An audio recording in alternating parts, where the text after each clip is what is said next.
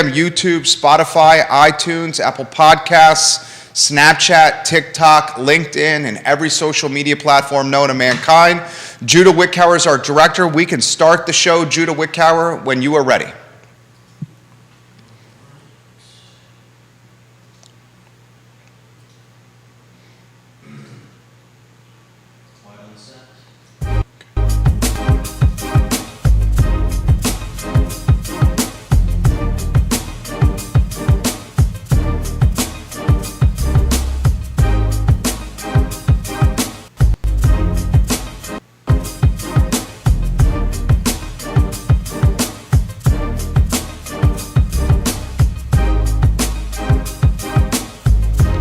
Guys, welcome to the I Love CVille show. My name is Jerry Miller. It's a good Friday afternoon to be with you. Thank you kindly for joining us on the I Love CVille network. We are live in Charlottesville, across Central Virginia, the Commonwealth, the country, and the world, right here on the I Love CVille network. And today we're presented by Greenberry's Coffee, a brand and a business that's locally owned and operated. You can win coffee for a year. That's right, free coffee for a year through the link that you see on screen right now. Judah Wickower, if we can get that on screen kindly. What is it? Enter.greenberries.com for a chance to win coffee for a year. Very excited for today's program. Lee Vogler is going to be our guest in about 25 seconds. A 3-term Danville, Virginia city councilman, the youngest vice mayor in Danville history. And you know, we've been talking about Lee coming on the show all week long, and I've been very impressed with his reach in Central Virginia, as friends of the program have highlighted the accomplishments he's already had in his community. So Judah Wickower is our director. If we could go to the two-shot and welcome the councilman to the program. Lee, you are now live across our network. First, good afternoon, and thank you kindly for joining us. Well, thank you, Jerry. I'm happy to be on. And as a side note, I'm a Miami Dolphins fan, so this is the best week we've had in a long, long time, so I'm feeling great. Go Fins! The Miami Dolphins, and Lee is a fan here. All right, so you got quite a few folks watching you, including some folks here in City Hall in Charlottesville. Before we talk shop, how about an introduction to you? Introduce yourself to everybody that's watching today's program. Well, as you said, I'm Lee Vogler. I have the pleasure of serving on the Danville City Council with an amazing team that we have. I was elected in 2012. I grew up in Danville, and we've had an amazing run these last 10 years, and I'm happy to have been a part of it. The youngest vice mayor in Danville history. What's this community mean to you? Well, as I said, it's home, first and foremost. You know, I grew up in Danville. I was away for a few years while I went to college at VCU in Richmond. I graduated and wanted to come back and roll up my sleeves and get involved. And, you know, and then I was encouraged by a number of folks to run for council, and was fortunate enough to do it when I was 24 years old and get elected. And but Danville is home, and it's a place that I'm now raising my family, and I believe it's a place that's great for a number of people to raise their families, and a great place to be, and I know we're going to get into some of that in a few minutes. Danville's been the hot topic of a program in Central Virginia, the I Love CVille show. We've highlighted your innovation. We've highlighted the community's commitment to economic development. We've followed closely the path of pursuit for a casino that's on the horizon in the area. First, I would like to highlight the resurgence that's happening in Danville and the commitment you guys are making to economic development and finding new jobs. Put that in perspective for us, please. Well, it's huge, and Danville's gained this reputation in the last few years of being the comeback city, and that's something we really take to heart, and it's something our citizens have really rallied behind. But there's weight behind that, and it's when you think about 12 to 15 years ago, you know, we lost Dan River Mills, and then there was a national recession on top of that. And so going into 2010, Danville was about as low as you could possibly get, especially economically. You know, we lost thousands and thousands of jobs almost overnight, and essentially we had to reinvent ourselves and rebuild ourselves. And in the last 10 years, that's what we've done. We've laid the foundation for a new Danville. And whether it's companies like Tyson Foods, who's come here with 300 plus jobs, or Aero Farms, who's going to have the largest indoor vertical farm in the world here in Danville. Or Morgan Olson, if you see one of the Amazon or the FedEx or UPS vehicles that bring you your packages, more than likely they're made at the Morgan Olson facility here in Danville. All these companies that have decided to call Danville home just in the last few years, and several others. It's just been a team effort and something we're very excited about, and we're happy to tell the Danville story far and wide. We are so happy for you guys, and we have been impressed in Central Virginia with the commitment to policy innovation. And one of those potential innovative policies that's currently being percolated is a designated outdoor refreshment area. I have been a huge champion of this in our community. Our team here, we're a small business, and we understand, as you do, how difficult it is to run a small business, especially as we're coming out of the pandemic. I think a designated outdoor refreshment area, not only in our community, would drive meals tax revenue, would drive transient occupancy tax revenue, hotel and lodging for those that don't know the TOT, and would really help put the Charlottesville brand even further on the map. You guys are market leaders in the Commonwealth with this DORA concept. Can you please give us the flip book of what's happening in Danville with the designated outdoor refreshment area? So this is something that citizens had been asking for a number of years, and as you know, we just simply couldn't because the state didn't allow for it. And so as the General Assembly, or at least not on a permanent basis, and so the General Assembly a year ago had legislation. It was working its way through, and even before they ended up passing it, I'd reached out to our staff, the city attorney, Clark Woodfield, and Doug Placzynski with planning and other folks on the city staff, and said, look, let's keep an eye on this. Let's start kind of planning because I think it's going to pass this time, and I want Danville to get on the forefront of it. And so, and COVID and some other things have made it take a little bit longer than I would like. I want everything to happen as fast as possible. But I will say, over the last year, our staff has done a tremendous job of really putting all this together and making sure that everything is in place the right way. And so now we're on the cusp at our next city council meeting. We're going to pass this. I'm going to go ahead and say we're going to pass it. And so we will have this starting this spring where folks are going to be able to go out and have drinks outdoors and enjoy themselves and just add another feather in the cap of the great things our River District has to offer. And more importantly, as you mentioned, help our small businesses.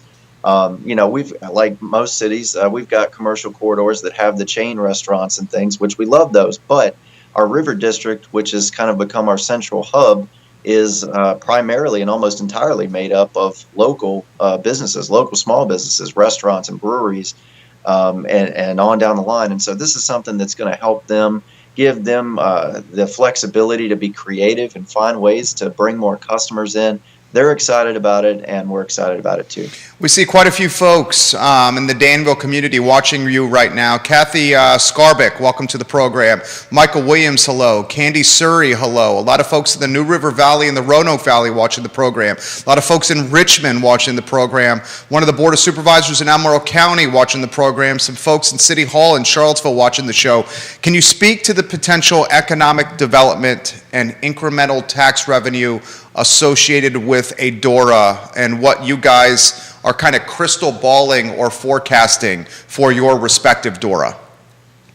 Well, I mean, we all love the big home runs. As I mentioned, some of the industries that we brought in, and certainly what they do for tax revenue is huge for a locality. But it's, as you said, that incremental tax revenue of just having more people coming into your community and buying food and buying drinks and visiting shops while they're here and doing all that. And that adds up. I mean, it really does. And so, again, it's good for the businesses, but it's good for the tax base of the city of Danville. And it gives us an opportunity to do more things that we want to do. And so we feel over the next few years, as you mentioned, you alluded to the $500 million Caesars casino and resort that's coming in and what that's going to do for tourism. But on top of that, we're going to have a $12 million riverfront park being built in our River District. We've got the historic White Mill that's being redeveloped by the Alexander Company out of Wisconsin. That's going to be another huge project. All these things tie in together, but I think to be able to have this is something that folks are excited about and will just add and enhance to what we are working on already.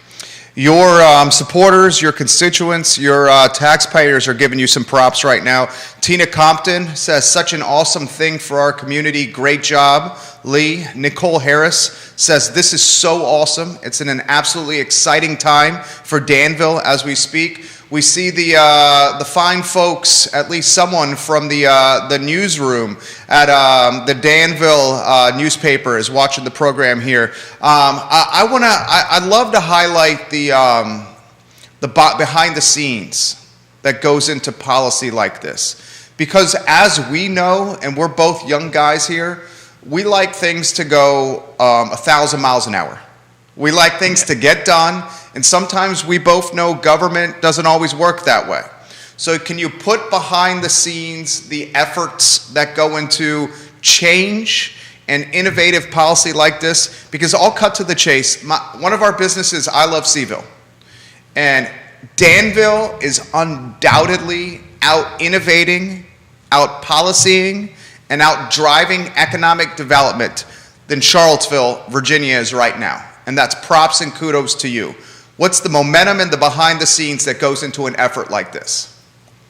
Well, it takes a great team. I'm happy to come on here and share our story first and foremost, but I don't do these things alone. And so everything we've been able to accomplish is been accomplished because we've got an amazing team that is all hands on deck, and we all want the same thing, which is to build a bigger, better, brighter future for our city, for Danville. And so we've had folks who've been very open to change and have pushed for change, whether it's on council or a city manager. Ken Larking has been a godsend. We have a new police chief who came in a few years ago, and the success we've had in bringing crime down. And Corey Bobet with economic development is, I'm scared to talk about these folks too much because I don't want somebody to steal them because they're just so awesome. But I could go on and on and on, but it takes a team, from the top to the bottom, everyone working together. And so, but sometimes the way it goes is myself or another council member, we may have an idea or a concept or something that we want to do. And then we present it and then we say, okay, how do we fine tune this? How do we make this work? And that's where our great staff comes in. As I mentioned, Doug Plachinsky and Clark Whitfield and the work that they've done just on this DORA, for example, over the last several months to get this thing ready so that I can come on here and talk about how awesome it's going to be. But they've been doing the hard work behind the scenes to make sure that everything is set up in the right way for our businesses and for our citizens. And that's the way we try to do it in Danville. But it takes a tremendous team, and I'm honored just to be a part of it. We're honored to have you. Truly, genuinely mean that. Mike Mondul, giving you props, saying comeback city, baby, when referencing Danville. You got radio watching you right now in Danville. Lee Vogler, guys, our guest, for those that are streaming the program on Spotify, iTunes, or Apple Podcasts in their car. Nicole Harris, welcome to the broadcast. Thank you kindly for joining us. All right, how's it going to work? And I know the logistics still have to be figured out, and if it's still to be determined, we completely understand. But what's the early conversation of how it would work, boots on the streets, this DORA? So I actually, and again, credit to him, our city attorney sent me the bullet points of the fine points of it this morning, so I didn't say anything on here that wasn't accurate. And so if you see me look off screen for a second, it's because I don't want to tell you something that's not true. But I do know it's going to be 7 days a week. It's not going to be, just certain days or limited to the weekend, as I know maybe some places would do it that way. But it will be limited. You cannot have the alcoholic beverages outside, the way you would other times between 12 a.m. and 8 a.m. We do have it cut off during that time. But from 8 a.m. to midnight, you'll be able to do it. The alcohol has to be either in a paper, plastic, or similar disposable container. You can't have more than the 16 ounces, so it is limited to 16 ounces, which is, a pretty standard drink, or a little bit larger even. So again, that's pretty normal. You'll be able to have it. We're going to have signs set up where the boundaries are, permanent signage to kind of make sure folks know where it's allowed, where it's not allowed. We're going to have the police. Public safety plan was put in place for this too. So again, this is all well thought out. And again, I'm not trying to read all of the bullet points because I don't want to be looking off screen. But I do know, again, we'll have the boundaries clearly designated. The police department's regularly going to patrol the designated outdoor refreshment area to monitor compliance with the provisions.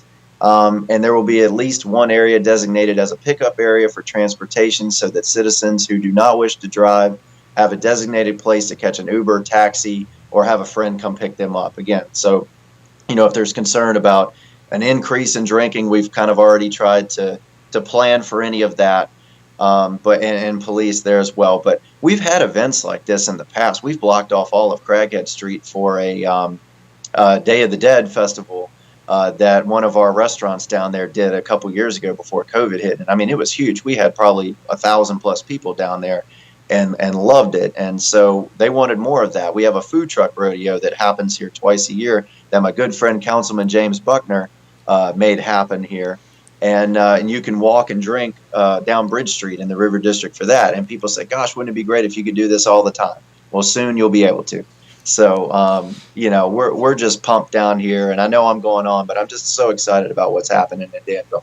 Welcome Harrisonburg, Virginia to the program. Mary Ansel, welcome to the show. Our friend John Blair in Stanton, welcome to the program. We love you, JB. Is the plan to utilize this first iteration as potentially a proof of performance for future DORA districts within Danville? So what the state legislation allows for is we can have up to 3 of these zones within a locality. And so we just looked at the River District with its high concentration of ABC licensed establishments, and it's very walkable district. And again, it's kind of our central hub. It's really grown over the last 10 years. So we viewed that as the perfect place to do the first one. But certainly we're gonna be looking in the future to utilize those other 2. With Schoolfield District, that's where Caesars is going to go. I imagine there'll be quite a bit of growth in that area over the next few years, taking that historic mill site and now bringing it back to life the way it is. So that's a possibility for the second one. We have the historic Neapolis District, what some folks call North Main Hill. Those from Danville watching will know what I'm talking about. That's another possibility down the line.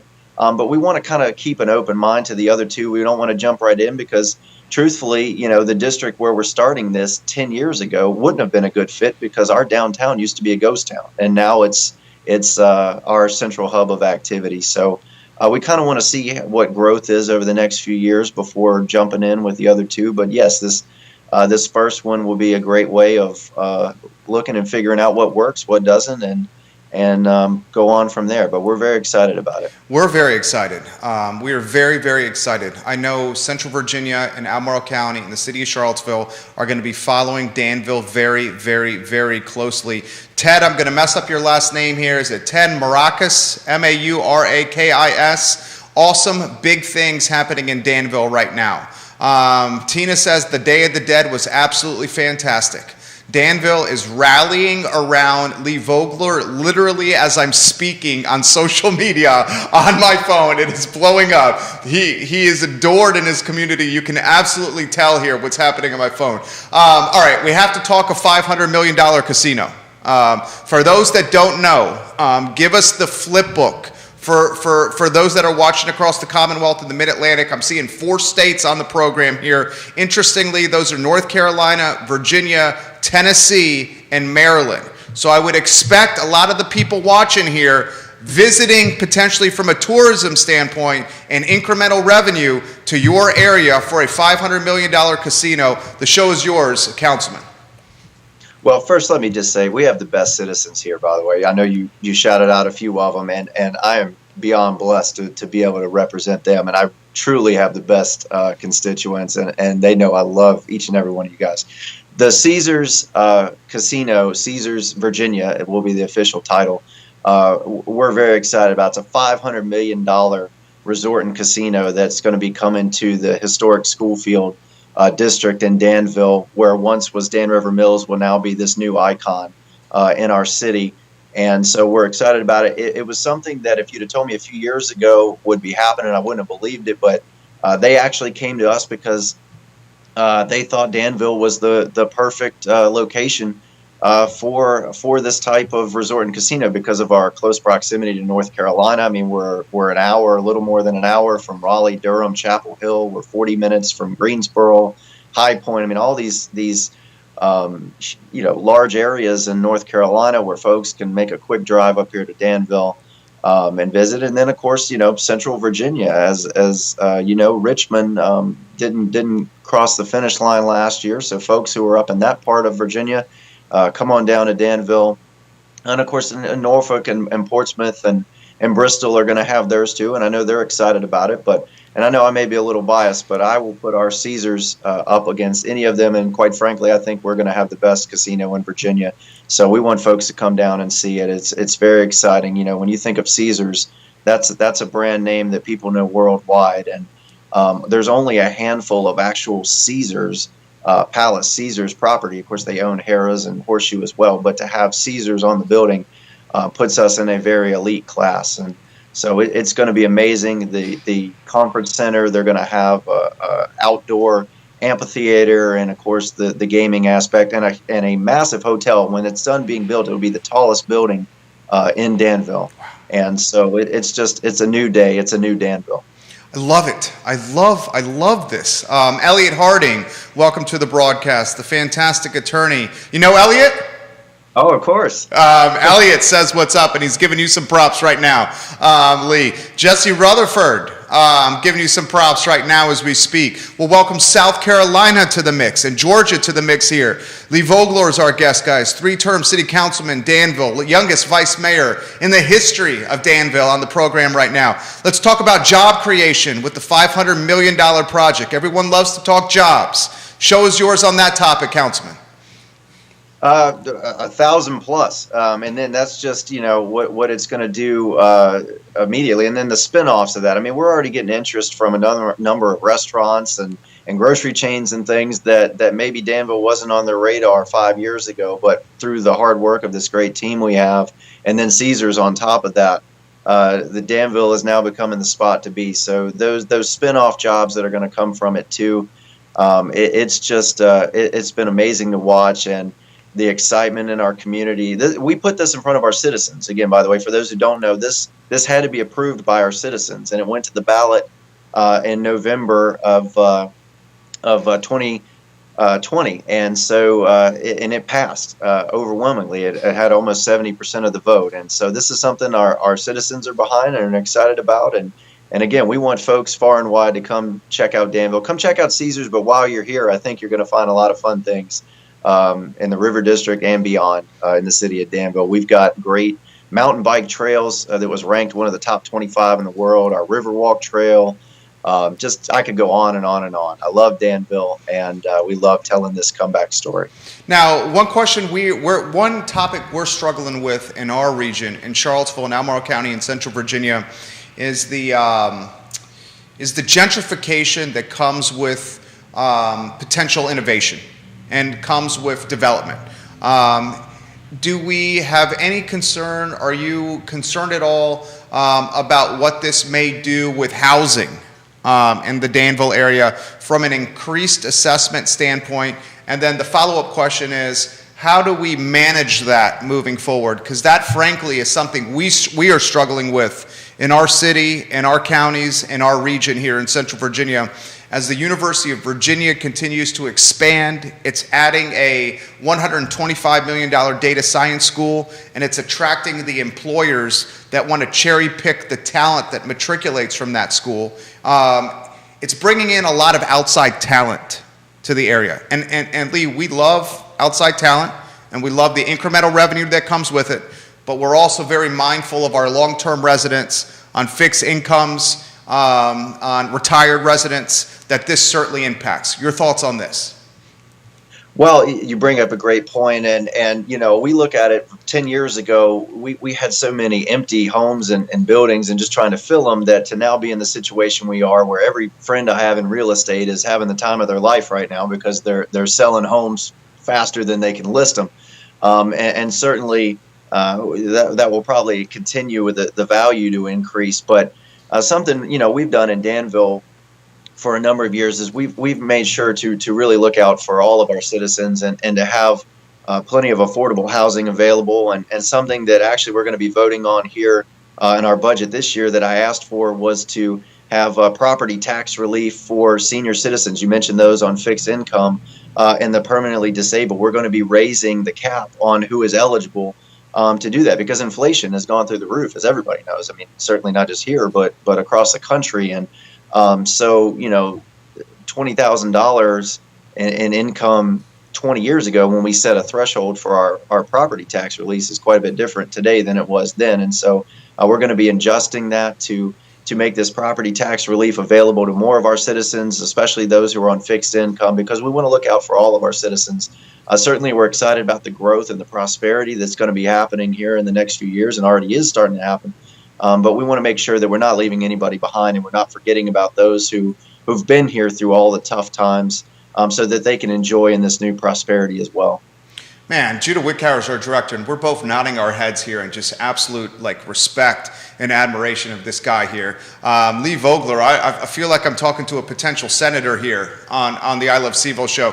It sounds like you are undoubtedly bullish of the potential and the near-term and long-term future of Danville. Tell us why.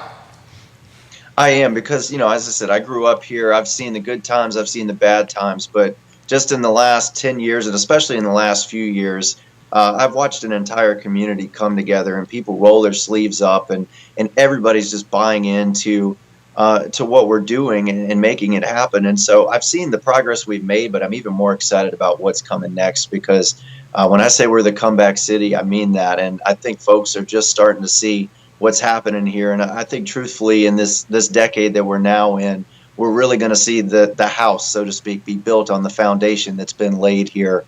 It's a very exciting time to be in Danville.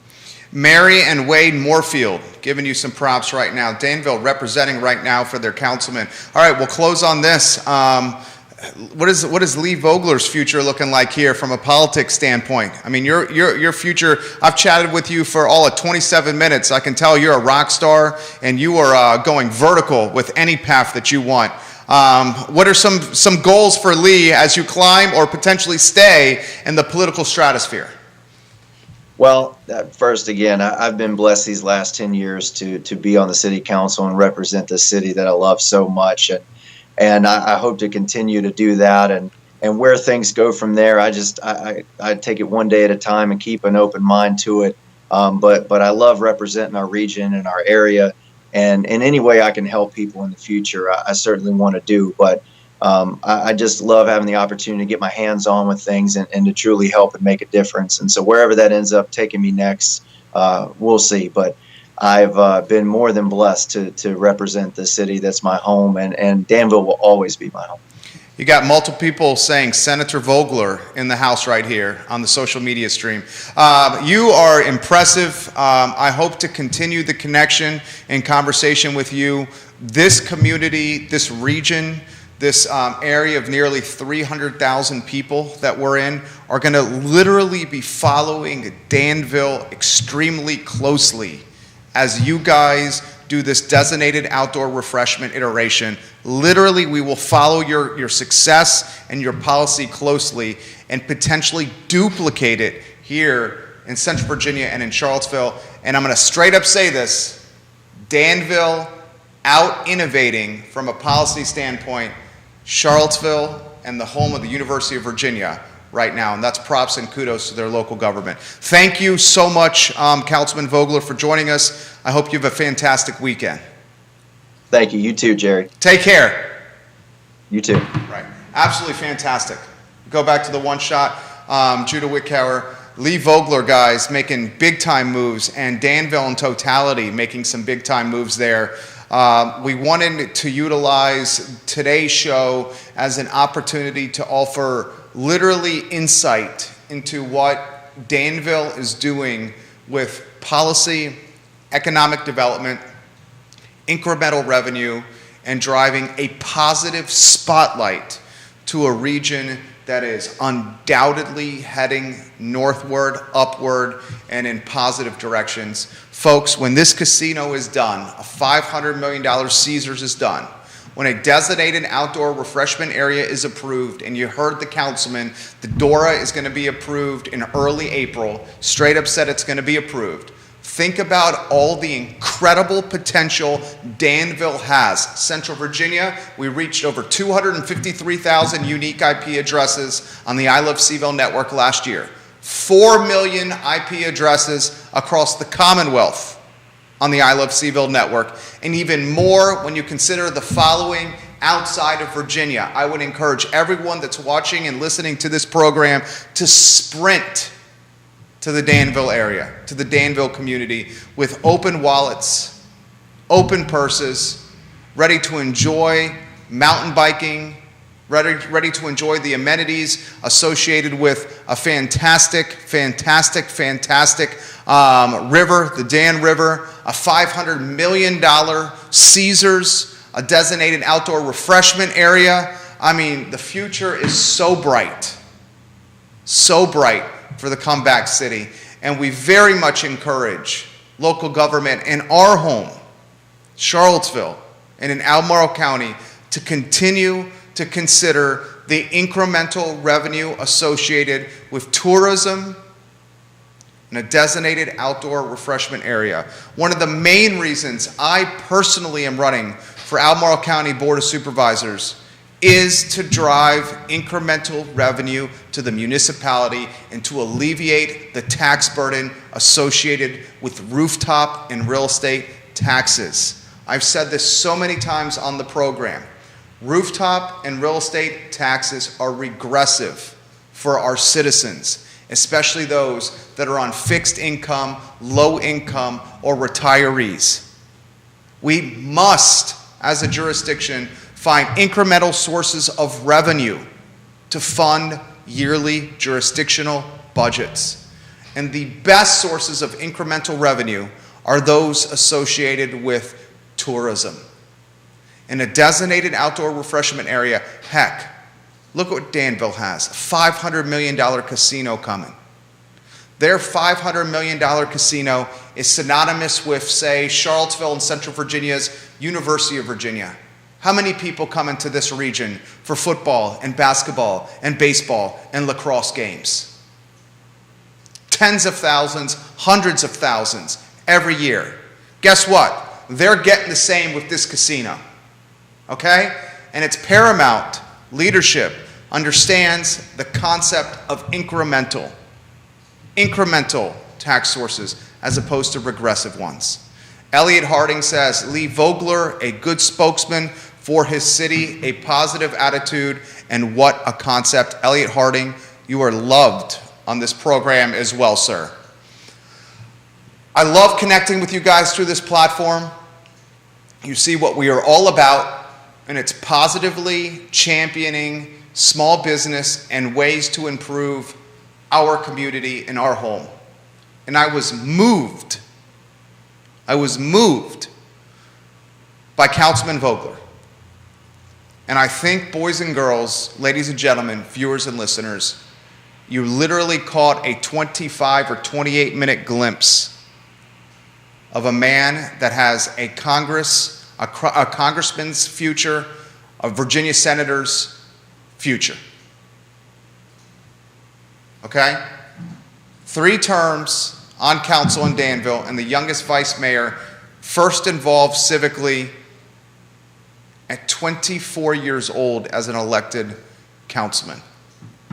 I hope, and I will continue to be persistent, that our council and our current Board of Supervisors will follow closely the comeback city and what the comeback city of Danville, Virginia is doing for economic development, revitalization, and the support of small businesses and alleviating tax burdens associated with regressive tactics like taxing rooftops.